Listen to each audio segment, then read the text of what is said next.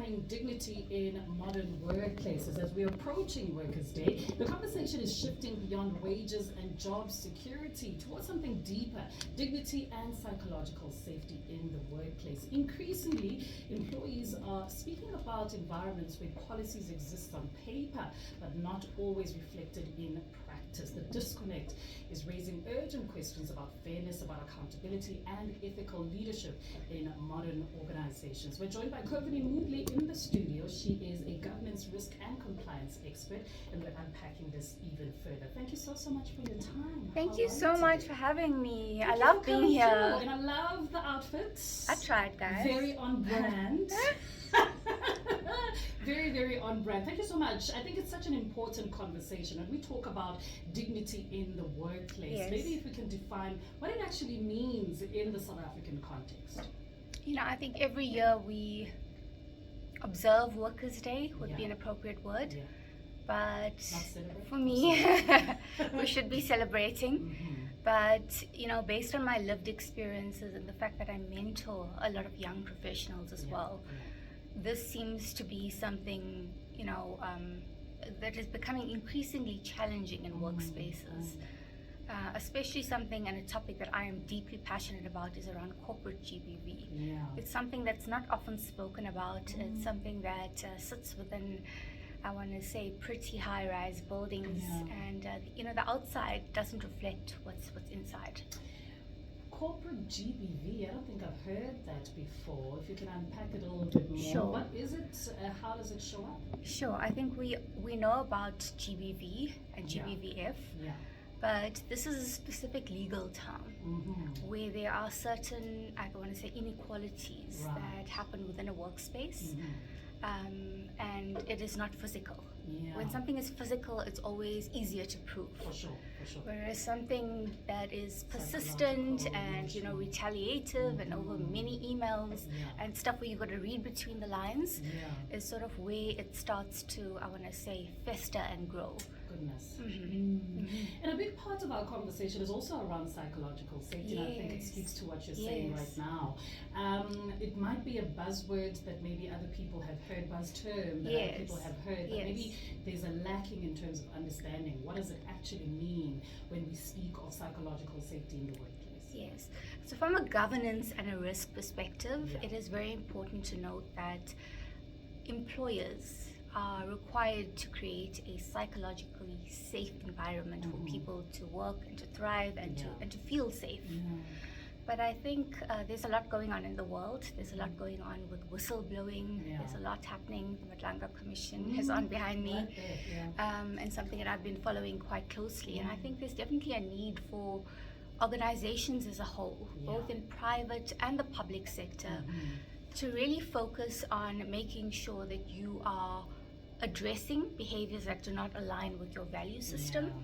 There's also a Code of Harassment Act in South Africa, and it's very important that you take interventive steps, if I could say that, as soon as a matter is raised. Yeah. So it's also that element of when you're aware of something. Yeah. Look, this happens within all companies, Yeah. right? Yeah. Or most companies, I could say, barring one or two that I've worked for. Mhm. But I think, you know, it's important that employers take heed of what's being Yeah. said via an ethics hotline or Mhm. via other tools where you can, you know, safely report certain instances of harassment, sexual harassment.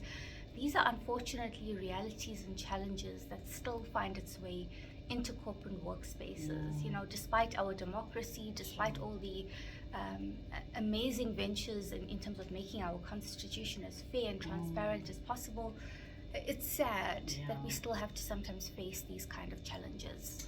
What do you say to someone who is hearing you but is saying, you know, the workplace is just a microcosm of a greater problem that's happening in society, right? It's not isolated Right. from society and some of these societal ills. Right. I agree with that. I think So it makes it daunting, I right? think it makes it daunting because you think you're going to move to the next best thing, Yes. and you arrive there and And it's pretty much a mind-blowing. blueprint. Yeah, yeah. And you know, after experiencing something like this personally, I have, you know, started to offer mentorship and counseling and coaching as such to young individuals who may be facing corporate GBV, and that's Yeah. my ability to be able to give back to society. Right. And sometimes it's just knowledge is power.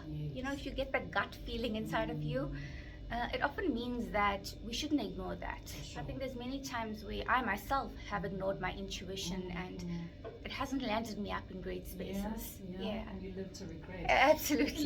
Let's talk about, I mean, also something quite important is that many organizations say this, that, and the other in Yeah. terms of, you know, governance and policies and all of that. And many people do feel like it doesn't fully translate to their experience and how they are going about, you know, navigating the workspace. How does that disconnect even happen? Sorry, just repeat the disconnect. I'm saying, how does the disconnect of what exists on paper Oh, on in terms paper. of policy and just the environment in itself? I mean, it's all nicely worded, it's nice, and when we come in, we're like, oh my gosh, we're being inducted, we're part of something great, and then the day-to-day doesn't speak to that. Oh, I love that question, and I get it at a lot of interviews. I think a company can have the most amazing policies, Yeah. but it is left to your leadership, no one else, your Yeah. leaders, your Yeah. exco, your board of directors, to be setting that tone at the top. Yeah. And if you have a policy around harassment, if you have a policy around workplace bullying, that you are following your own policies. sure, for Because sure. in many cases, the marketing strategy is completely different to what you as an employee may be facing on the inside. Right. And that kind of disparity is not great from a reputational perspective, because the truth of the matter is that people talk Yeah. in their social circles, Yeah. and marketing is the most powerful tool. Absolutely. Word of mouth is the most powerful tool when it comes to your brand reputation. And Yeah. you know, you see people that work in certain companies, and you know, they're not sugarcoating. They really love this company because Yeah. it's brought value to their life. It's aligned with their value systems. Yeah. And my ask is that if you're in a company, you have the authority to exercise that power, Sure. that fiduciary duty that we often read in textbooks. It's time to make sure that your own policies, Sure. you know, actually play out the way it's meant to play out. And something disparate is not happening behind the For scenes. sure. How powerful is it for organizations to actually invest in the well-being and cultivating a healthy culture in the workplace? Why does it make sense to approach it in that sense instead of being money focused and profit focused? Why is it so important to pour into your people and invest in ensuring that the workspace is one that makes one proud to be an ambassador of the brand? Let's talk about that. Yes. I think for me, there's definitely a balance between profitability and wellness, and the way Yeah. people feel on Yeah. that Sunday night, the way your employees feel, is a big contributor to brand awareness and your reputation and what people are saying at Bryce. Yeah. And it is certainly worth it to you know, invest in wellness, to invest in counseling sessions. Yeah.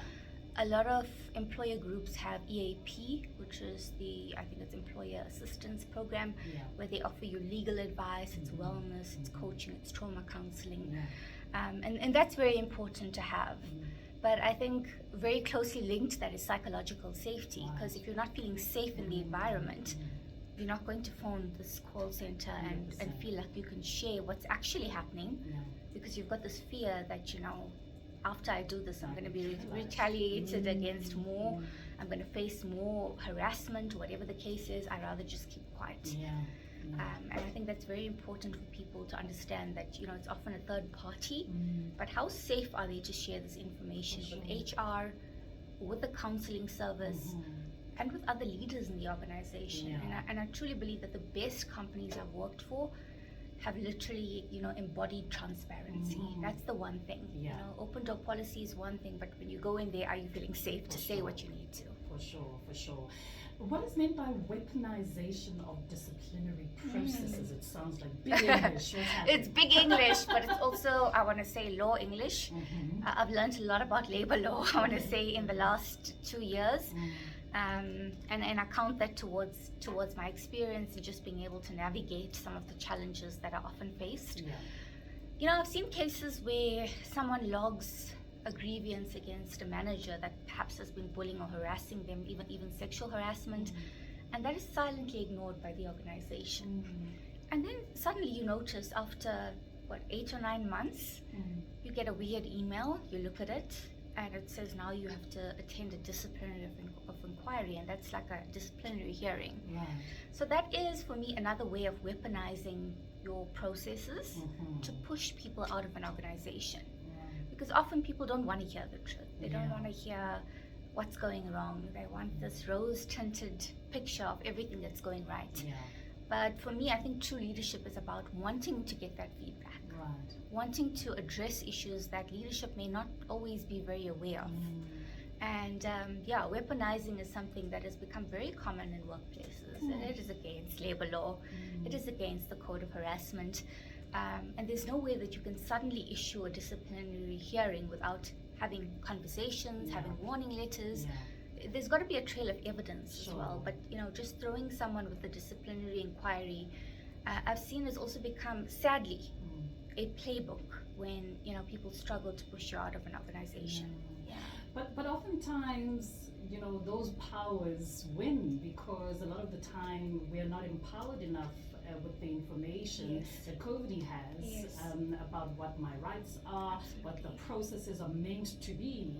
So maybe just a call for all of us as workers to familiarize ourselves with what we are supposed to know so that when situations like that arise, we're able to advocate for ourselves. Absolutely. So the Labor Relations Act is something we should always be aware of. ChatGPT is a big thing these days. We sometimes use it for the wrong purposes. I asked ChatGPT to motivate me this morning. Okay, did it work? Absolutely. You see?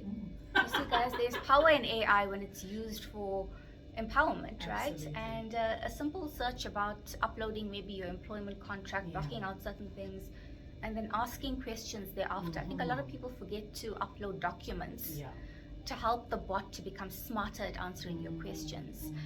And I actually built a bot for myself a few months ago. It was a paid session. What can you not and do? You learn, and you have this bot that is your own, I want to say like a labor assistant. But I think it's really important that we understand that ChatGPT is more than just pushing out a question and getting an answer. But it's about feeding it the right information and saying, even feed it an email that came to you and you're not too sure, it'll pick up the tone for you. For sure. It'll pick up whether there's some nuances that you're not picking up on. So for me, it's very important to understand the terms of your employment because that starts the entire engagement between yourself and an employer. And then, to understand your labor laws that exist within a company. To understand the laws of harassment that you're not allowed to do. You're supposed to create a psychological safe environment for everyone. It's not about level or title. For sure. And next up, if you ever find yourself in a situation where that gut feeling is giving you a little sign to say, something doesn't feel quite right here. There's a shift in behavior, there's a shift in the tones of emails that I'm now getting. Guys, please, we spend a lot of money on the wrong things, and I'm guilty of this as well. But, get a consult with a labor attorney in South Africa. There's hundreds, but I can also recommend some if you want to be mentored by sounding board. Just a sounding board to say, objectively, this is where I am. What am I missing? And in that one consult, you may get, your own plan, your own strategic plan that you need to start to work on. And sadly, it's often, an exit strategy. And if that's what it needs to be, accept it for what it is and take that knowledge. I always say knowledge is power. Absolutely. But also accessing that knowledge at the right time could be, very different from a psychological perspective, from a financial perspective, from an emotional perspective. So my advice is don't wait till things get really, nasty. I want to say nasty. Exactly. And one night when you're randomly looking at your email, you see a notice of inquiry for something that happened 8 months ago. That is not fair. That is not procedurally and substantively fair in terms of the law, but people are still doing it.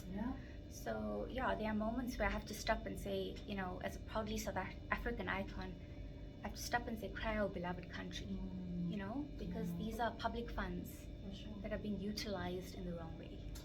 Sure. We're looking ahead to Workers' Day and redefining dignity in modern workplaces. COVID immediately generous enough to join us in the studio today. She's a governance, risk and compliance expert. Let's talk now about practical steps that organizations can take to rebuild trust with employees. And then when we say organizations, I want to swap that out with leaders, right? I love it, yes. And let's talk about, if you are listening as a leader today, taking it upon yourself to wanting to rebuild that trust, that psychological safety that you speak about, and building brand ambassadors for your organization. Where do we begin? What kinds of practical steps can you share with us? I love that question because based on my 19-year corporate career, it's been a journey. I've worked for some incredible companies, and also the opposite is true. You know, we have to call out the I believe on my social media journey that I committed when I started Boss Babes of South Africa, that I was going to share the good, bad, the ugly, and the very ugly, to show people a reality of what is out there in the world, and not go in there naive, believing the world is all good and you're going to get, you know, what your family gives you. You're going to have a red carpet roll, and you're not going to get the love and respect that you get from your family and the support. Those are important mindsets to start with if you're entering an organization. The next thing, you know, it starts before you actually get hired, is to just take note of the red flags. Especially if you're moving from one job to another. And you know, the job market is tough, I'm not getting away from that, but you know, if you're entering a particular company, because we all have bills to pay, to be honest, and you are entering where you're sitting in a few interviews and something is not feeling quite right, you know, I would say start to research yourself on labor laws, and start, when something happens in a workplace, you can quickly say, okay, it's this part, okay, it's the next, okay, now I'm not imagining. I've got a trail of 11 consequential evidence after I spoke up or I called someone out about it, and you know, this is my evidence. So I think it's important to always have that mindset when you're entering an organization. But more specifically to your question around what can leaders do, I think it is every leader's organization within a company to take ownership for the good and the bad, the success and the failure. And you know, often when there are HR matters or someone is dismissed or, you know, constructively dismissed, we often think, that's an HR issue. It's actually not.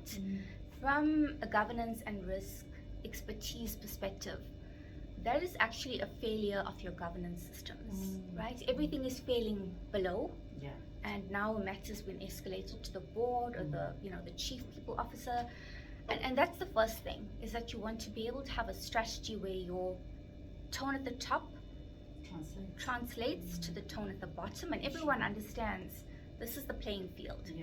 If I step outside of here, this is what I'm going to be held accountable for. And I think one of the most frustrating things is watching some leaders that are tasked with themselves being ambassadors for a brand, right?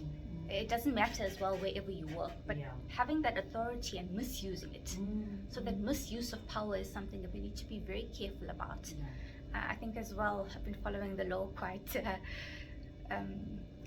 I want to say with a lot of attention, and we've all seen what's happened with the judge around sexual harassment, right? That itself should set the tone as to what you should and should not do within a workplace. As soon as there's a power imbalance, please guys, if you're a leader and you're listening to this, don't take a chance. Because the reality is, you may not win from a legal perspective, but you certainly will win from a reputational perspective as an employee, I'm talking about. And then I think it's also very valuable to have that ethics line that I spoke about. You know, a safe space where someone can feel like if you're a whistleblower and you're raising a complaint about something, that it can be dealt with in an appropriate and a sensitive matter. And I think the next thing is to make sure that your policies align with implementation. And that can only happen from the top. You know, there can be elements of where a disciplinary hearing is actioned without the appropriate intention. You know, it's just used to create fear, panic, intimidation. And those, for me, are things that need to be called out by the senior layers within a leadership. That is not something you should be tolerating, because you are then setting a precedence that if one person can do this, everyone can just, you know, free for all. Free for all. Look the other side when we show you the Labor Relations Act, and you know, you send out mailers about how ethics matters and culture matters, and yet you're not actually taking that action to hold your own leaders accountable. It's a matter of integrity, I would say. Absolutely. As we reflect on Workers' Day, what do you think should be a focus this time around, maybe in this year going forward, when it comes to labor rights, when it comes to everything that we have spoken about? What do you think we should be focusing our energies on? I think certainly it's about it's culture all the way. Culture all the way. Culture all the way, because some of the best companies I've worked for have had an incredible culture. And they did this without trying. Yeah. There was no fancy marketing. There was, for example, the small things. The CEO would come up, tap you on the shoulder and say, "Hi, welcome to this company." And you would be shocked as to how he even knows you at 25 years. You know, how does he know everyone? It's those little details to make people feel like they are valued, that they are assets within an organization. Absolutely. And that every night when they drive out, that asset is leaving your business. And you need to make it worth their while to want to keep coming back every day. Yeah. Oof, love that. Where do we find you? Yes. Social media, all of these wonderful things. The best place, my current favorite platform is LinkedIn. Oh, Because I've been having these very real conversations on LinkedIn amongst a few broadcasters. And I think for me, I've started to offer coaching and mentoring to people who may be finding themselves in a predicament where, you know, initially it looks like my boss hates me. Yeah. It's often not that, guys. We've got to look deeper. As I say in risk management, everything is about finding the root cause. Right? It's like going to a doctor and he gives you medication and weeks later you're still not better and you're wondering, why am I still not better? It is very important in our own lives and in situations that we face to actually delve down to the root cause as to why is something happening. And it's not because my manager doesn't like me. That's very surface level. Yeah. When you get down to the actual root cause, you see that there's a lack of consequence management, for example. So this person has now been empowered to take the law into his or her hands, do as they wish, and get away with it. Right. And that, for me, is where the buck has to stop. Is where we need to call this out, and where we need to draw attention to ahead of Workers' Day to say there's certain behaviors that are unacceptable. Yeah. You know, and even if you've got to send it out in a mailer to say, if you're an employee and you may not have spaces in the seat at the table, for example, you can still reach out and your matter will be treated confidentially. And more importantly, we as leadership are going to take action to address it. For sure. You know, there's this theory of the one fly that worries people, and you've got to hit it really hard until it dies, until the other flies realize that this behavior is not, we don't do this, because that's what happens. Yeah. I think it's important. It's very important. Find her on LinkedIn. She says she enjoys that platform. These days she's having much like the conversation we're having today. So do find her, Kovini Moodley. She's a governance, risk and compliance expert. Thank you so much for your time. Oh, thank you so much for this. It's always beautiful being here at Soundcare Radio. Yeah. And only good vibes. So thank you so much for having me. Vibes only. Thank you. Enjoy your audacious banking experience. Thank you.